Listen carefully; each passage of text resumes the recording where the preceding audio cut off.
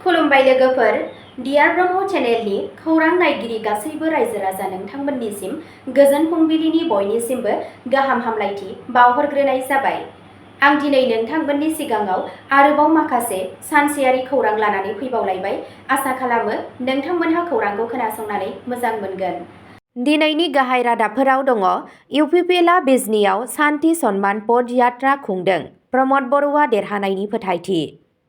संकस दैमायाव जारिमिनारि खेराइ फुजा फालिदों। गिबि मन्थ्रिया 50 कौटि रांनि बाथौ थानसालिनि अन्थाइ खाम्फा गायसनदों।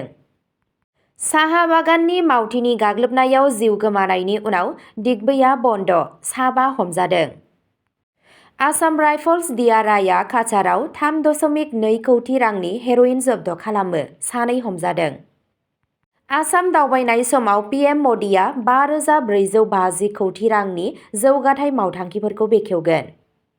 बेहेरबारियाव पटाखा बमा बेरफ्रुग्रा गुदामाव गिख्रंथाव अर खामदों। गं 15 अर खोमोरग्रा गारि थिसनदों। दानिया फैदो आबुं रादाबाव। गिबि खौराङावनो दङ। इउपिपिएलआ बिजनीआव सान्ति सन्मान पद यात्रा खुंदों। प्रमद बर'आ देरहानायनि फोथायथि। 13 फेब्रुवारि खालि इउनाइटेड पिपल्स पार्टी लिबारेल इउपिपिएलनि बिजनी जिल्ला दालाइआ बिजनीआव सान्ति सन्मान पद यात्रा गोजोन सामायनब मार्च खुंफुंदों। बे हानजा सुरनाया बिजनीआव थानाय इउपिपिएल जिल्ला मावख'निफ्राय जागायनानै बिजनी जिल्ला गेलेमु आफादनि गेलेग्रा फोथाराव जोबहैयो, जेराव दोलोनि दैदेनगिरि आरो मददगिरिफोरा गोबां अनजिमायाव बाहागो लादों। जथुम्माखौ नोजोर होनानै बड'लेण्ड टेरिटरियेल काउन्सिल (BTC)नि बारग' गाहाय आरो इउपिपिएलनि आफादगिरि प्रमद बर'आ फोथायनाय फोरमायो दि बिजनी बियाबा इउपिपिएलनि गोहोमाव फैगोन। बिथाङा बुङो दि दोलोआ 15 BTC बियाबफोराव मोजाङै थियारि जादों आरो दासान्दि गुबै थासारिखौ नायगासिनो दं। बिथाङा बुङो दि गोख्रों बियाबफोरनि सोमोन्दै जोबथा थिरांथाया सप्तासेनि उनाव लानाय जागोन। बिथाङा बुङो दि इउपिपिएलआ दा सिगांनिख्रुइ गोख्रोंसिन जानानै दं आरो बुङो दि बड'लेण्डनि सुबुंफोरा बुजिनो हाबाय दि बड'लेण्ड पिपल्स फ्रन्ट (BPF) आ मोनसे गोग्गो खुंथायनि आबहावा होनो हाया। बिथाङा BPF नि दैदेनगिरि आरो मावथिफोरनि सायाव दासान्दि जौ, ड्राग्स, जुवा गेलेनाय आरो सिन्डिकेट अपारेशन बायदि खामानिफोराव लोब्बा थानायनि अजद होदों। बिथाङा बुंबावदों दि इउपिपिएलआ बोसोनखान्थि, आदर्श आरो गोजोननि थाखाय दं, जायनि थाखाय गोबां सुबुंफोरा दोलोनि सोमोन्दै रायज्लायगासिनो दं आरो हेफाजाब होगासिनो दं। गोजोन हानजा सुरनायाव BTC-नि बारग' मावफुं सोद्रोमा आरो दानि काउन्सिलर धनन्जय बसुमतारी, इउपिपिएलनि गाहाय नेहाथारि राजु नार्जारी, माधव कुमार छेत्री, दोलोनि लेङाइ आफादगिरि कमल सिंह नार्जारी, बारग' EM रन्जित बसुमतारीजों लोगोसे दोलोनि गुबुन गुबुन दैदेनगिरि आरो मावथिफोराबो बाहागो लादों। दोलोनि स्ल'गान आरो रायजो राजाफोरनि बाहागो लानानै गेलेमु फोथाराव गोजोनै बे हाबाफारिखौ फोजोबनाय जादों। नैथि खौराङाव दङ। गसाइगावनि संकस दैमायाव जारिमिनारि खेराइ फुजा फालिदों। आसामनि गिबि मन्थ्रिया 50 कौटि रांनि बाथौ थानसालिखौ अन्थाइ खाम्फा गायसनदों। भारत-भुटान आरो सोनाब बंग सिमानि साखाथि आसामनि गसाइगावआव संकस दैमानि रुगुङाव थानाय चौधुरी घाटआव जारिमिनारि बाथौ खेराइ फुजाखौ गोबां गोसो गोरबोजों फालिनाय जादों। खौसेथि आरो सिबिनायनि नेरसोन महरै दुलाराय गुदि बाथौ आफादनि बेनारनि सिङाव जिल्ला कमिटिफोरा मोनसे समावनो मोन 42 फिरफिला बिरहोदों। खेराइ फुजानि मिरु फिरफिलाखौ गिबियावनो दैखांनाय जायो। बेनि उनाव आसामनि मोन 42 जिल्ला आफादफोरजों लोगोसे सोनाब बंग, भुटान, नेपाल आरो बांलादेशनि थान्दैफोरा गोरोबनानै बिरहोयो। हाबाफारिनि बाहागो महरै मुंख्लंफोरनि गोसोखांथियाव बिबार बावनाय जायो। बे समाव मोनसे सुबुं गौमाबो खुंनाय जादों, जेराव गिबि मन्थ्रि हिमन्त बिश्व शर्माजों लोगोसे केबिनेट मन्थ्रि जयन्त मल्ल बरुवा, BTC-नि गाहाय हाग्रामा महिलारि आरो मन्थ्रि चरण बर' बिथांमोनहाबो दंमोन। बड'लेण्ड टेरिटरियेल काउन्सिलनि मावफुं सोद्रोमा आरो MCLA बिथांमोनहाबो नुजाथिदों। गिबि मन्थ्रिया हेलिकप्टारजों जाथायथिलियाव सौहैयो आरो थोंजोङै चौधुरी घाटआव थानाय बाथौ मन्दिरसिम थाङो, जेराव बिथाङा आरज गाबदों आरो धोरोम सिबिनाय हाबाफारि लादों। बे हाबाफारियावनो बिथाङा ओनसोलनि धोरोमारि आरो हारिमुआरि दोरोंथिखौ फोजौखांहोनाय आरो संरैखा खालामनायनि थांखिजों संकस दैमानि रुगुङाव 50 कौटि रांनि बाथौ मन्दिर मावथांखिखौ बेखेवो। थामथि खौराङाव दङ। 7 हमजानाय। साहा बागाननि मावथिनि गाग्लोबनायाव जिउ गोमानायनि उनाव दिग्बैया बन्द। 13 फेब्रुवारियाव आसामनि दिगबय सहराव आसाम साहा ट्राइब्स फरायसा गौथुम आटसा आरो आसाम आदिबासि फरायसा गौथुमजों सारियालि ना बाजाराव साहा बागाननि सासे मावथिखौ बुथारनायनि अजद होनानै बन्द खालामनाय जादों। साहा हारिनि बगाफानि साहा बागाननि थागिरि बुद्धेश्वर गौड़आ फालांगिरिफोरनि मोनसे हानजाजों गाग्लोबजानायनि जाहोनाव जिउ गोमानायनि उनाव बे बन्दखौ फोसावनाय जादों। नोगोरनि गासैबो फालांगियारि फसंथानफोरा बन्द जादों, जायनि जाहोनाव सरासनस्रा जिउ खुंनाया थाबथादों। बे जाथायजों लोब्बा थानाय 7 सुबुंखौ पुलिसआ हमनो हादों।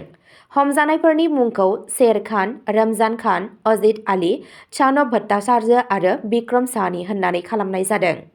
सुलुंनिफ्राय मिथिनो मोननाय बादिब्ला बुद्धेश्वरा 11 फेब्रुवारि खालि फुंनि 5 रिंगासोआव सानै लोगोजों लोगोसे गावनि सानफ्रोमबोनि खामानि बादियै अमाफोरखौ आदार होनो थाखाय गारनाय मैगं-थाइगंफोरखौ बुथुमनो थाखाय ना बाजाराव थांदोंमोन। बे समाव माखासे फालांगिरिफोरा ना खावनायनि अजद होनानै साथामखौबो गाग्लोबदों। खौरां मोननाय बादिब्ला बिथांनि सानै लोगोआ खारखुमानो हादों।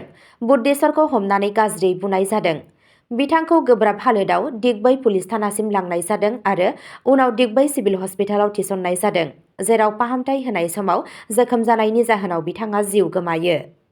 बिथांनि थैनायनि खौरांखौ मोननायनि उनाव आटसा आरो आसानि सोद्रोमाफोरा जायगानि थागिरिफोरजों लोगोसे देहा फाहामसालियाव ज' जानानै दायनिगिरिफोरनि सायाव गोख्रों राहा लानो दाबि खालामो। आफादफोरा बे जाथायजों लोब्बा थानाय साफ्रोमखौबो हमनो थाखाय दाबि खालामो आरो दायनिगिरिफोरखौ फासिनि साजा होनांगौ होनना दाबि खालामो। ब्रैथि खौराङाव दङ आसाम राइफल्स डिआरआइआ काछाराव 3.2 कौटि रांनि हेर'इन जब्द खालामो, सानै हमजादों। आसाम राइफल्सआ काछार जिल्लायाव इन्टेलिजेन्स डाइरेक्टरेटनि हेफाजाबजों मोनसे जथाय अपारेशननि गेजेरजों 3.2 कौटि रांनि हेर'इन जब्द खालामो। जिल्लायाव फेग्रा मुवानि थांलाय फैलाय खालामनायनि सायाव थि संगालि खौरांनि सायाव बिथा खालामनानै 2026 मायथाइनि 11 फेब्रुवारियाव बे अपारेशनखौ खालामनाय जादों।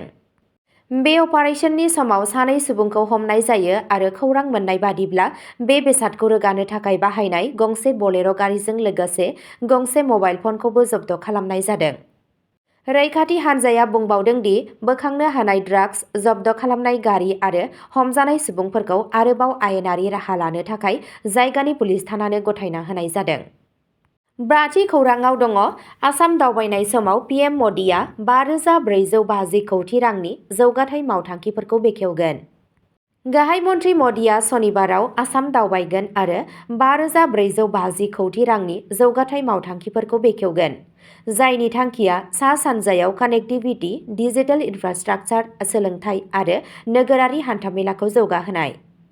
गाहाय मन्थ्रि मावख' पिएमअनि बादिब्ला बे दावबायनाया फुंनि 10:30 रिंगासोआव जागायगोन, जेराव गाहाय मन्थ्रिया डिब्रुगड़आव मरान बाइपासआव इमार्जेन्सि लेन्डिं फेसिलिटियाव ओंखारगोन।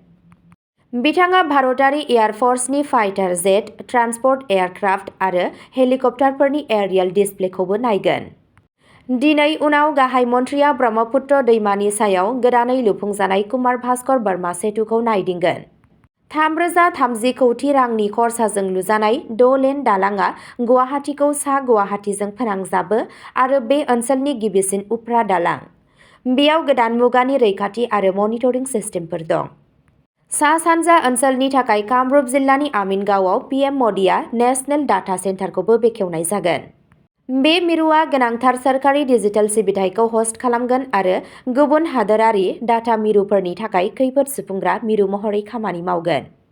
गावनि दावबायनाय समाव गाहाय मन्थ्रिया इन्डियान इनस्टिट्युट अफ मेनेजमेन्ट गुवाहाटीखौबो बेखेवगोन, जाय ओनसोलाव गोजौ सोलोंथाइनि दाथायखौ बांहोगोन। बेजों लोगोसे बिथाङा पीएम ई-बास सेवा स्किमनि सिङाव गं 225 मोब्लिबारि बासफोरखौ बेखेवनानै होगोन। बेफोरनि गेजेराव 100 बासफोरा गुवाहाटीआव खारगोन आरो गुबुन बासफोरा नागपुर, भावनगर आरो चन्डीगढ़आव सिबिथाय होगोन। बे स्किमनि थांखिया नोगोराव थाग्राफोरनो साखोन-सिखोन, खम बेसेननि आरो फोथायजाथाव रायजोआरि हान्थामेला जगायनाय। 6थि खौराङाव दङ बेहेरबारियाव पटाखा बमा बेरफ्रुग्रा गुदामाव गिख्रंथाव अर खामदों, गं 5 अर खोमोरग्रा गारि थिसनदों। बुधबारखालि बेहेरबारिनि गंसे पटाका बमा बेरफ्रुग्रा गुदामाव गिख्रंथाव अर खामनायनि जाहोनाव जायगानि सुबुंफोरनि गेजेराव गिखांनाय सोमजियो आरो अर खोमोरग्रा आरो इमारजेन्सि सिबिथायनिफ्राय थाबैनो राहा लानाय जायो। गिबि रिपर्टनि बादिब्ला मावख'गिरिफोरा खमैबो गंबा अर खोमोरग्रा इन्जिनफोरखौ जाथायथिलियाव दैथायहरो आरो हानजाफोरा खामनायखौ होबथानो थाखाय खामानि मावो। न'आव दोनथुमनाय पटाकाफोर थानायनि जाहोनाव थासारिया गाज्रिसिन जादों। अर आरो इमारजेन्सि सिबिथायनि मोनसे सुलुङा बुंदों दि अर खामनायनि गुबै जाहोनखौ दासिमबो मिथिनाय जायाखै।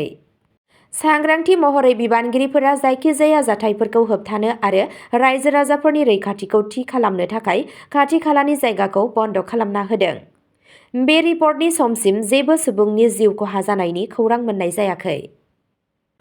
अब्ला दिनैनि खौरांआ एसेनोसै। गोजोन्थों।